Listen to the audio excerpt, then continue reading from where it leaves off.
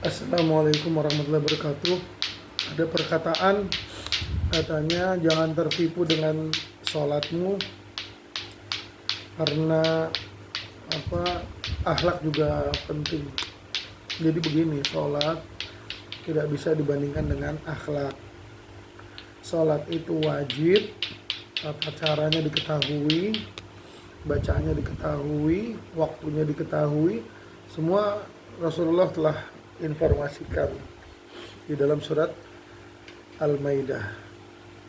Ya, dengan kesempurnaan Islam ini, artinya dengan kesempurnaan syariat ini, sholat itu tidak ada cara lain kecuali dengan ya jalan Rasulullah ini sallallahu alaihi wasallam. Kata Allah, "A'udzubillahi minasyaitonir rajim. Bismillahirrahmanirrahim. Al-yauma akmaltu lakum dinakum wa atmamtu 'alaikum ni'mati wa raditu lakumul Islam madinah." Telah aku sempurnakan agama bagimu dan telah aku sempurnakan, aku cukupkan nikmat bagimu dan wa raditu lakumul Islam, dan Allah Subhanahu wa taala ridho dengan agama Islam ini. Jadi memang sudah tidak ada cara lain. Jadi letterlek salat mengikuti Nabi Muhammad sallallahu alaihi wasallam. Kata Nabi dalam hadis, "Shollu kama ra'aitumuni usolli." Salatlah kalian seperti melihat aku salat, gitu kata Nabi kan sallallahu alaihi wasallam. Tetapi masalah akhlak, terkadang akhlak dilihat dari budaya atau tabiat seseorang, sering kita salah sangka. Artinya banyak jalan, banyak penafsiran. Kecuali kalau antum ngaji Adabul Mufradnya Imam Bukhari, yang benar-benar akhlak itu ditafsirkan ya dari Islam dan para sahabat juga para ulama. Tuh. Di antara akhlak-akhlak yang sering disalah sangkakan itu baik, padahal belum tentu baik ya menurut kacamata Islam. Seperti contoh, bicara keras agar orang yang mendengarnya atau lawan bicaranya mendengar agar jelas, terang, tapi dibilangnya tidak sopan gitu kan. Kemudian permisi di depan orang harus menundukkan badan sampai setengah badan, itu pun tidak dibenarkan ya. Artinya ya kalau sudah permisi ya permisi. Artinya itu kan secara budaya saja ya. Nah, kalau di dalam Islam bagaimana akhlak-akhlaknya itu? Ya, akhlak Rasulullah SAW, jika mau informasikan suatu hal ya, Rasulullah terkadang mengulang sampai 3 kali. Dan kalau menurut orang kita mungkin di budaya kita bergaul, ribet banget ngulang 3 kali gitu kan, atau males banget gitu, bosan denger. Tapi Rasulullah begitu. Makanya akhlak Rasulullah itu yang penting, dia lisannya tidak mengganggu orang di sekeliling dan juga tangannya tidak mengganggu orang di sekeliling. Jadi masalah permisi berbicara, gaya bicara, terkadang ada yang bilang gua nggak sopan, padahal gua juga ana, lu juga anta, antum gitu. Jadi ya masalah akhlak ya harus melihat dari Rasulullah SAW. Kalau mau melihat akhlak dari Rasulullah SAW, seperti contoh saat Nabi SAW di dalam goa bersama Abu Bakar As-Siddiq. Umi nyapu aja Mi. Bersama Abu Bakar As-Siddiq, itu akhlak Rasulullah SAW dan juga Abu Bakar, yang saat Rasulullah akan digigit oleh ular, lalu lubangnya itu ditahan oleh kaki Abu Bakar, dan seketika itu ular mematuk Abu Bakar. Lalu akhlak Rasulullah menolong Abu Bakar tanpa jeda, langsung ditolong ya, karena beliau nabi, lalu beliau mengobati dengan mukjizatnya. Akhlak Utsman bin Affan, beli sumur dia bagikan airnya, tanpa minta-minta uang gitu ya. Terusnya orang kaya di Jakarta ini atau di Indonesia, dia beli satu pasar, lalu orang miskin suruh ngambilin itu barang-barang di pasar. Atau dia bayari itu perusahaan minum, lalu silahkan distribusikan di satu wali kota atau satu provinsi atau satu kelurahan ya, Mas Toto, Mas Toto. Nah, jadi ya orang tidak berakhlak memang berdosa, dan akhlak diantaranya adalah amalan yang memudahkan untuk masuk ke surga, itu dalam hadis kan. Tetapi sholat tidak bisa disamakan dengan akhlak, seperti perkataan jangan tertipu dengan sholat padahal dia nggak punya akhlak. Tidak boleh seperti itu, karena sholat itu adalah bagian ikatan, kata Rasulullah, bahwa dia itu Islam, bagian dari perjanjian kepada Rasulullah.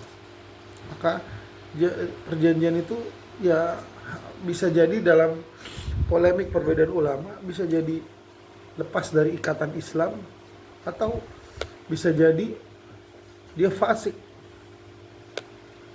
Dan sholat itu adalah kunci pertama bahwa dia berhak masuk Islam dan dia membawa kunci Islam. Tetapi ingat, dalam hadis riwayat Abu Dawud, jika sholatnya itu terlambat, maka dia jika dapat hukuman dari neraka, maka sholat yang cepat itu akan mengeluarkan dia dari neraka dengan cepat, dan sholat yang lambat akan mengeluarkan dia dengan lambat, seperti dalam kitab Usul Salatah riwayat Imam Ahmad dan lain sebagainya. Jadi sholat itu penting, dan sholat adalah merupakan akhlak terbaik. Sholat merupakan akhlak terbaik daripada akhlak yang biasa dibicarakan manusia, seperti dermawan, mudah senyum, mudah berteman, mudah bicara, tetapi dia tidak sholat tepat waktu. Maka ini pun akhlaknya tidak bagus dan baik. Maka akhlak itu akan terpakai, akan divalidasi oleh Allah dan Rasulnya apabila mengikuti aturan mainnya yang kata Rasulullah SAW, bahwa akhlak itu akan memudahkan masuk surga, seperti menjadi manusia terbaik di bumi ini, yaitu adalah khairukum li ahli. Kata Rasulullah, sebaik-baik kalian adalah yang paling baik pada keluarganya. Atau ada juga akhlak yang bermanfaat, mengajarkan Al-Quran. Nah, ini juga banyak diceritakan di hadis. Namun itu semua akan tercapai apabila kita sholatnya baik dan juga sholatnya awal waktu. Sholat pun harus cakap. Bagaimana sholat sampai tua? Al-Fatihahnya salah terus, sedangkan Al-Fatihah adalah rukun sholat. Jadi yang pertama, nggak usah mikirin akhlak lebih baik daripada sholat. Yang kedua, sholat sentral, akhlak sentral kebaikan. Yang ketiga, sholat tidak setimbang, seukuran dengan akhlak.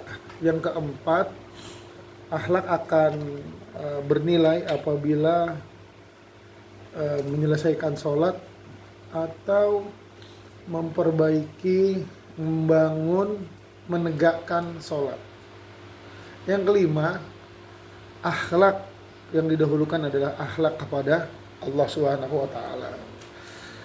Yang keenam, akhlak itu ya sholat itu, karena akhlak yang paling terbaik adalah akhlak kepada Allah Subhanahu wa Ta'ala. Yang ketujuh, akhlak memudahkan masuk surga, dalam hadis-hadis yang datang yang diinformasikan kepada kita dari Rasulullah Sallallahu Alaihi Wasallam. Namun sholat adalah kunci kita Islam dan kunci kita masuk surga.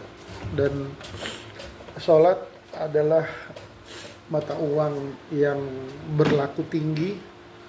Dan yang ke berapa tadi? 9. Yang ke-8 atau ke-9? 9, kata Imam Hasan al-Basri bahwa yang pertama la ilaha illallah, yang kedua adalah sholat. Ya. Bahwa kunci masuk surga adalah sholat.